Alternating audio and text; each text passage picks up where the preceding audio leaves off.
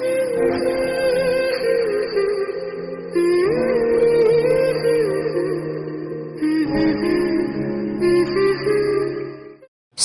Hello everyone, good morning, welcome back to new blog. কেমন আছো তোমরা সকলে? আশা করছি খুবই ভালো আছো এবং কি আমিও ভালো আছি।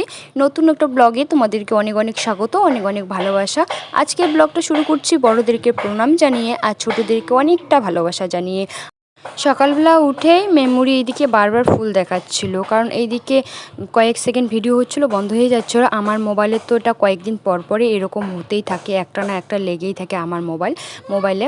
তো দেখো এইদিকে কয়েকটা বাসন আছে, তো সকালবেলার তো বাসন মাজা হয়ে গেছে, তো এগুলো এই যে খেয়েছিলাম আর চা মুড়ি খেয়েছি, তারপর কয়েকটা বাসন আছে সেগুলো আমি মেজে নিয়ে নিচ্ছি। ভিডিওটা রেডি করে নিয়ে নিলাম, তো তারপরে বাদবাকি যেগুলো ছিল শ্যুট করা, তো সেগুলো ডিলিট করে নিয়ে তো তারপরে আবার ভিডিও শুরু করলাম।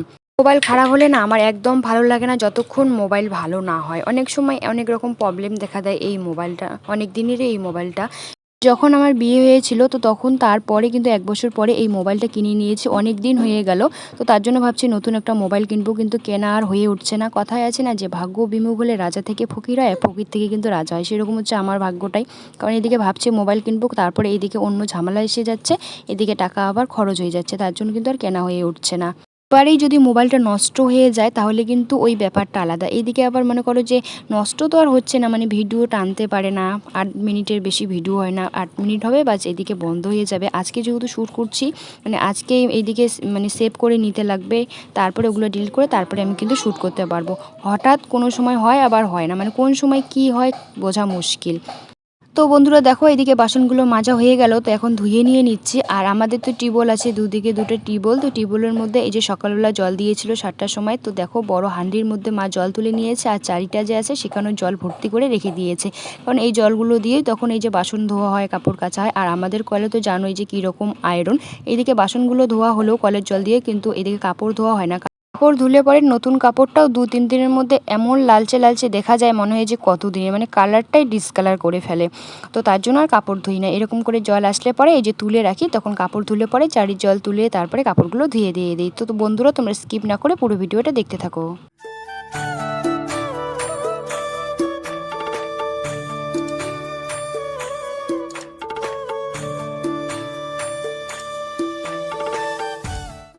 যখন বৃষ্টি দিবে তো বৃষ্টিই দিবে, আর যখন রোদ দিবে তো রোদেই দিবে, এত গরম না অসহ্যকর লাগছে একবারে। তো ওইদিকে বাসনগুলো মেজে নিয়ে আর ওইদিকে আমি লেট করলাম না, ওইদিকে আমি উনুনটা ধরিয়ে নিলাম, ধরিয়ে নিয়ে ওইদিকে জল বসিয়ে দিয়েছি, গরম জল হচ্ছে। আর তার সঙ্গে এইদিকে দেখো চাল নিয়ে এসেছি কলের পাড়ে এসে এই যে চালগুলো এখন আমি ধুয়ে নিয়ে নিচ্ছি আর উনুনের মধ্যে রান্না করছি। বাইরে একটা উনুন মা নতুন করে পেতে নিয়েছে, ঘরের মধ্যে উনুন আছে, গ্যাসও আছে, কিন্তু ঘরের মধ্যে না গরমের জন্য থাকাই যায় না, তাও বাইরেই রান্না করে মা। তো তার জন্য ভাবলাম না, বাইরের উনুনটাতে যেহেতু মা রান্না করে, তো আমিও আজকে বাইরের উনুনটাতে রান্না করি। আর দেখো উনুনটা এত সুন্দর জ্বলছে, রান্না করতে কোনো অসুবিধাই হচ্ছে না। আর দেখো বন্ধুরা এইদিকে চালটা আমি ধুয়ে নিয়ে আসলাম, এইদিকে দেখি জলটাও গরম হয়ে গিয়েছে, তো চালটা এখন আমি দিয়ে দিলাম। আর মামাম দেখো দুটো পিঁড়ির মধ্যে খেলছিল এতক্ষণ, তো এখন ঘরে গেল, ঘরে গিয়ে মামাম এখন মোবাইল দেখছে। তো আমিই বললাম যে ঘরে যাও, এখানেও কিন্তু গরম লাগছে, কারণ গরমের দিনে কোথাও শান্তি নেই। তো তারপরে মামাম ঘরে মোবাইল দেখছে, আর এখন আমি রান্নাটা করে নিয়ে নিচ্ছি। আর ওইদিকে ভাত হয়ে গেছে, ভাতের মারটাও ছেঁকে নিয়েছি। তো তারপরে দেখো এদিকে কড়াই বসিয়ে দিয়েছি, তেলও দিয়ে দিলাম। এখন কাঁচা কলা রান্না করব, আজকে কাঁচা কলা আর চিকেন রান্না করব। তো মা বলছিল ডাল রান্না করতে, তো ভাবছি কি না, বেশি লোকও নেই, মা আর আমি আছি, ঠাম্মাও বাড়িতে নেই, ঠাম্মা গেছে পিসিদের বাড়িতে, আজকে 1 সপ্তাহ হয়ে গেল। তো ঠাম্মা থাকলে পরে ঠাম্মার তো ডাল লাগবেই, তো ভাবছি কি না, এদিকে চিকেনটাই রান্না করব আলু দিয়ে, আর এদিকে কাঁচা কলা ভাজা করব। তো দেখো এখানে আমি কাঁচা কলাটা দিয়ে দিলাম, আর এখানে লবণ হলুদ দিয়ে ঢেকে ঢেকে ভেজে নিয়ে নেব।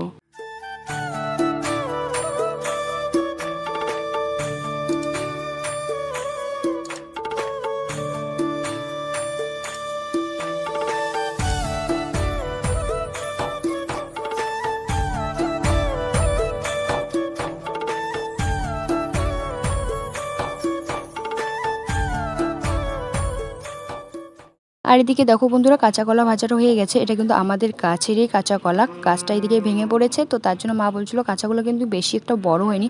মা বলছে বেকার বেকার নষ্ট হবে, ভালোই আছে। তো দেখো এদিকে ভেজে নিয়ে নিচ্ছি, আজকেই নাকি শেষ, মা বলছে আজকে থেকে শেষ আর নেই কাঁচা কলা। এদিকে কাকিমাদেরকে দিয়েছে, সবাইকে দিয়েছে। তো এখন কাঁচা কলা ভাজাটা হয়ে গেল, এদিকেও ভাতও হয়ে গেছে। আর এখন আমি চিকেনটা রান্না করব। আর অনেক দিন পরেই উনুনে রান্না করছি না, ভালোই লাগছে। তো মাকে আমি বলছিলাম যে আমাকেও এরকম একটা উনুন পেতে দিতে, কারণ উনুনটা এত সুন্দর জ্বলছে কি আর বলবো, খুব সুন্দর জ্বলছিল।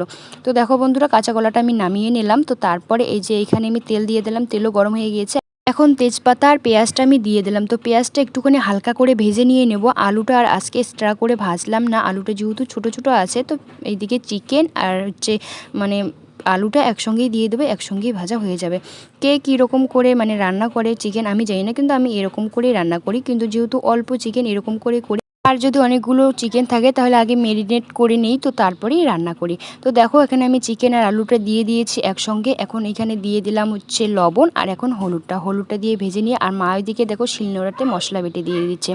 এইদিকে হচ্ছে উনুনে রান্না, তার সঙ্গে হচ্ছে শিলনোড়াতে মশলা বেটে রান্না করা, সেই টেস্টটা খাওয়ার কিন্তু টেস্টটাই আলাদা। গ্যাসের রান্না আর উনুনের রান্না কিন্তু দিন রাত্রি তফাৎ থাকে, বলো বন্ধুরা। তো এদিকে মা মশলা বেটে দিয়েছে মাম্মামের জন্য, যেহেতু লঙ্কা দেওয়ার আগেই নামিয়ে নেবো, তো তার জন্য এখানে আদা জিরে রসুন আলাদা করে এক্সট্রা করে বেটে রেখে দিয়েছে, আর তার সঙ্গে ওখানে লঙ্কা কিন্তু এক্সট্রা করে বেটে দিয়েছে। তো দেখো এখানে আমি আদা জিরে তারপরে রসুনটা দিয়ে একটুখানি ভেজে নিয়ে নেব, ভেজে নিয়ে তো মাম্মামের জন্য নামিয়ে নিয়ে তো তারপরে লঙ্কাটা দিয়ে কষিয়ে নিয়ে নেব।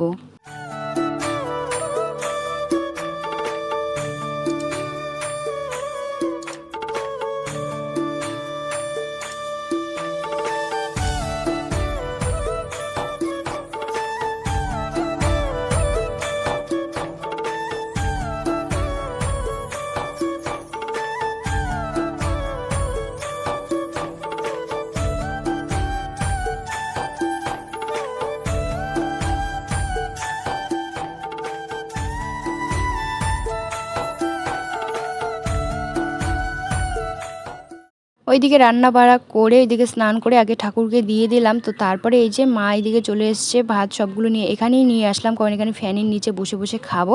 তো এখানে ভাই আগে খেয়ে নিয়েছে, মাম্মাম আর ওইদিকে আমার ভাই মানে ওর মামু আর মাম্মাম আগেই খেয়ে নিয়েছে। এখন মা আর আমি খেতে বসে পড়েছি।